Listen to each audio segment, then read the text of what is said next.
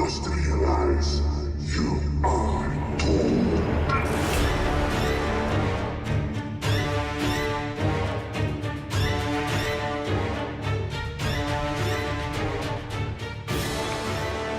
Welcome back, everybody, to another exciting segment of the Scoundrels. Before we get started, we want you to give us a thumbs up if you like this video, and please subscribe, and please hit the notification bell on the subscription. Today, we're going to be talking about episode 3 of Falcon and Winter Soldier. So, go ahead and put that spoiler alert, because there are going to be some spoilers. All right, let's get into this. Episode 3, Falcon and Winter Soldier.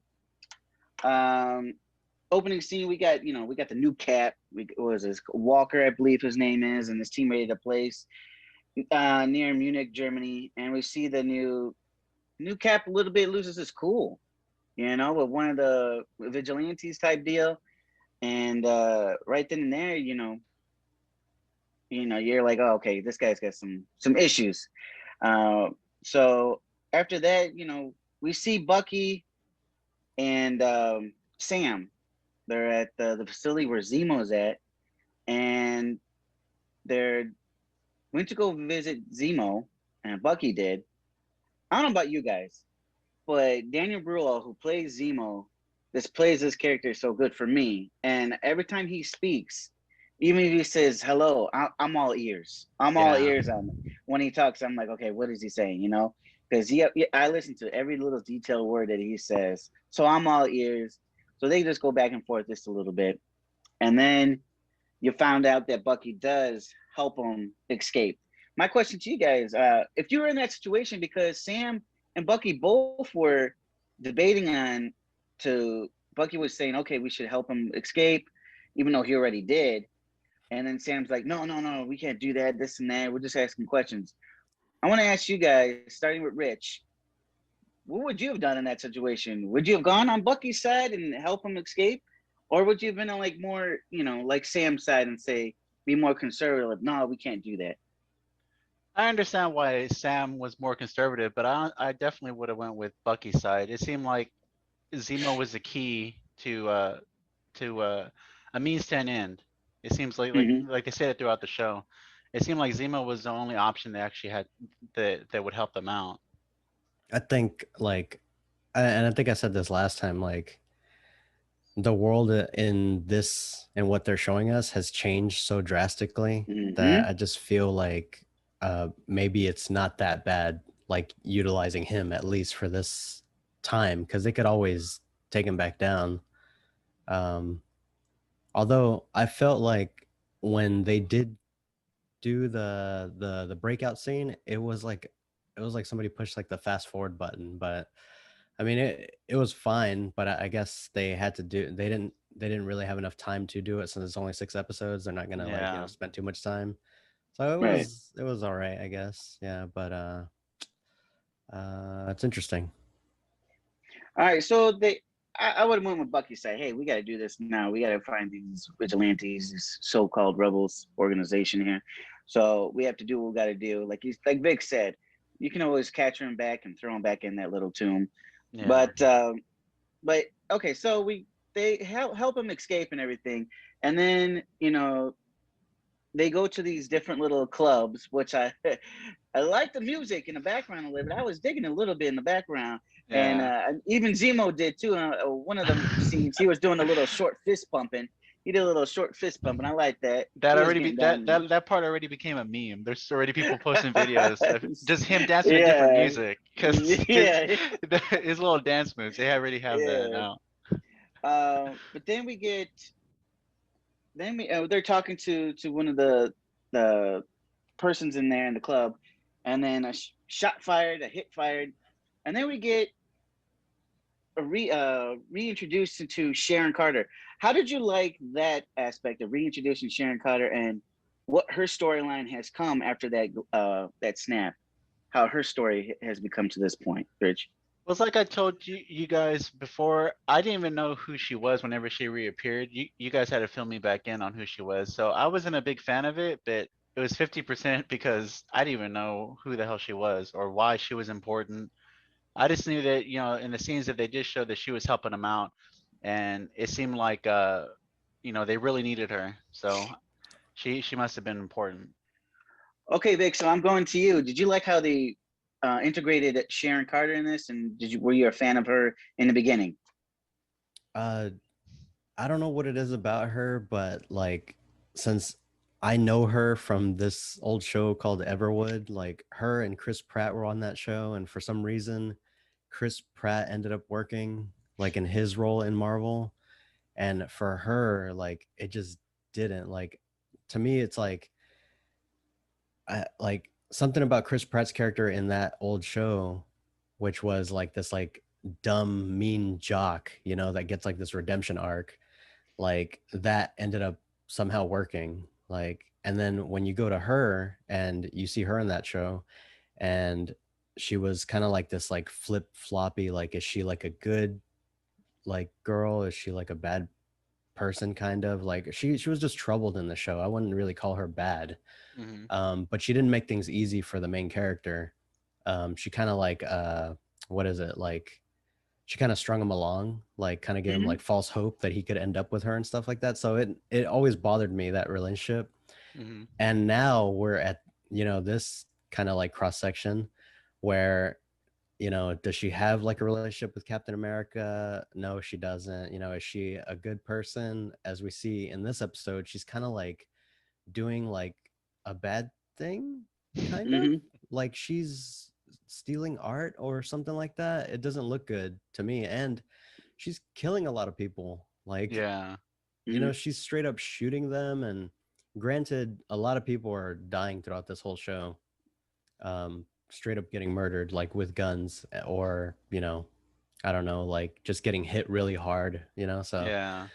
uh but like I said, like that character has never worked for me. I wasn't really excited to see her, but if I do want to say one positive thing about this episode is I love like the almost James Bond-esque like globe trotting. I love it when they go to like different sections of like a city and they meet with like an important person, and then that leads them to another person in like another like nice looking area, with like it's like a club, Yeah. like all that stuff has always been very James Bond-esque to me. So I like the globe trotting aspect of it. Hmm. But Sharon Carter, it's a no from me, dog. And you know what though? I'm on both you guys' offense. As far as I didn't like this character in the beginning. Like, not saying I like her now, but I didn't like the character. I thought she was a filling character. It was an unwanted character. I really didn't like her attitude, whatever. She just seems whatever to me. It was just blah to me. But I do when they integrated her in here, I kind of liked. What was interesting was her story a little bit too now, because it didn't go the way Sam's story went. It Yeah. didn't go the way you would think it would go the way. When that snap happened, she they disowned her. They reprimanded her. That's why she's in the black market now. So that's kind of interesting that they lost all contact with her, saying, "Oh, she's a fugitive now." You know what I'm Hmm. saying? They didn't they didn't pardon her like you think they would have. No. Yeah. That was kind of interesting. It didn't go the way others would have thought, or others did go, because she didn't have that high name. So it is kind of interesting to me that she is in the black market, and I'm actually a little curious as far as how much deep she is in that black market, in the other world, type Hmm. deal. So I mean, that caught my interest. As far as her character before then, I really didn't give a two shits about it. But Yeah. that is kind of interesting how her story was different than others. And then anyway, so we got all four of them working together supposedly a little bit, uh, and they're looking for the scientists that they found out, saying who kind of made the serum, Hmm. super soldier serum. So they go to these rail cars and everything. And man, just tell me all your thoughts and reaction to all that rail car scene that we had in there. Rich, starting with you, what was your thoughts and reaction to that whole scenes that we got from there? It was honestly pretty shocking because, like when Vic was saying, a lot of people were dying, and it just seemed like Disney took a shift right here. It's like they're showing Mm, up close gunshots. A lot of Point. people getting Yeah. killed with guns, and it just didn't. It was just weird to see from Disney. I think Hmm. that's where this show like took a different direction. Like, cause in the very first episode, you have that fight on the airplane, and they're shooting at the Falcon, but nothing's hitting. But these guys are legit dying, getting shot straight dead in the face. They're not showing any any blood or any gore or anything, but it's just a weird turn to see from Disney. I mean, I enjoyed it. I love the fight scene. I thought it was awesome, but yeah, it was just different for me. Yeah, for me, I guess the gunfight was more to showcase that Carter can hold her own. Like it didn't really seem super necessary to me because she's like, "Hey guys, we got trouble or something," and she just takes out everybody. So it Everybody. was like, I was like, why even call it in if you're like so good at everything now? So Yeah. to me, I was like, okay, this is just kind of like showing us that she's self-sufficient. So cool Hmm. beans.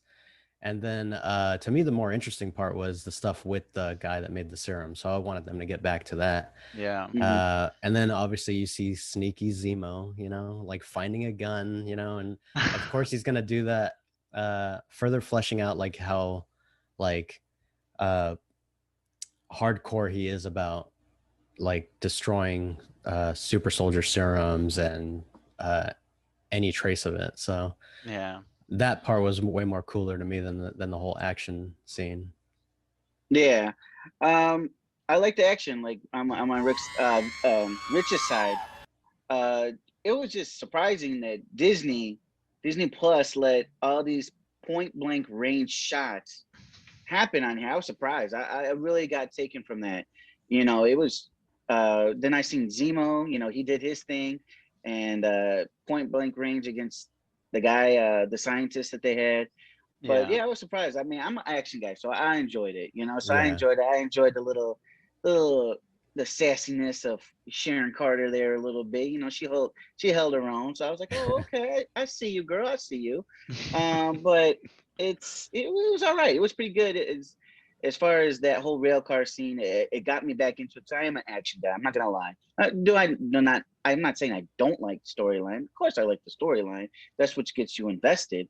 But I like the whole thing, and with Vic too. I like the scientist part about it. How he was actually working for like the CIA with one of his serum, and you're Mhm. thinking, why the hell did the CIA want that? Yeah. So probably to put their own little spin on that.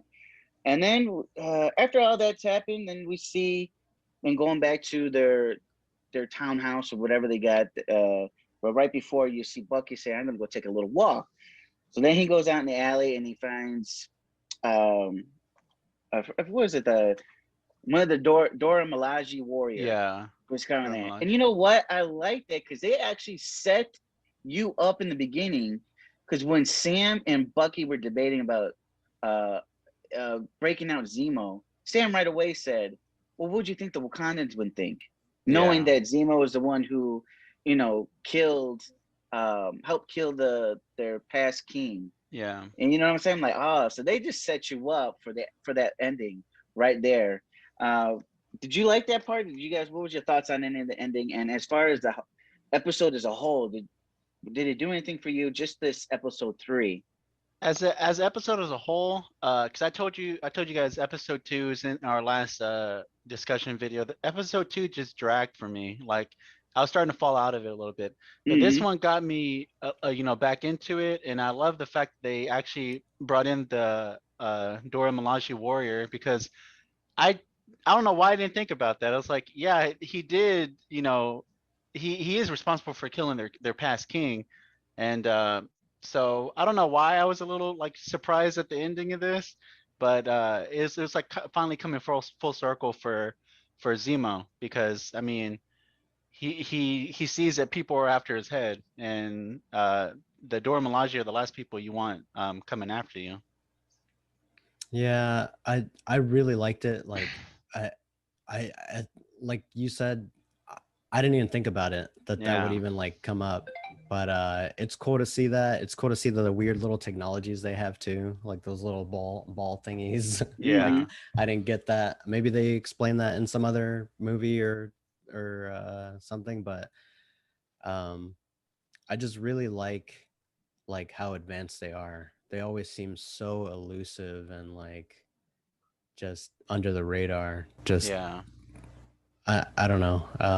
I'm excited to see more of them for sure. Yeah. So Vic, did this episode right here, did it get you more involved? Did it get you more excited? Because I know the first two, there was lukewarm because it was just a little bit of a slow burn. Hence where's Jared? Yeah. Type deal. He was basically threw in the towel already.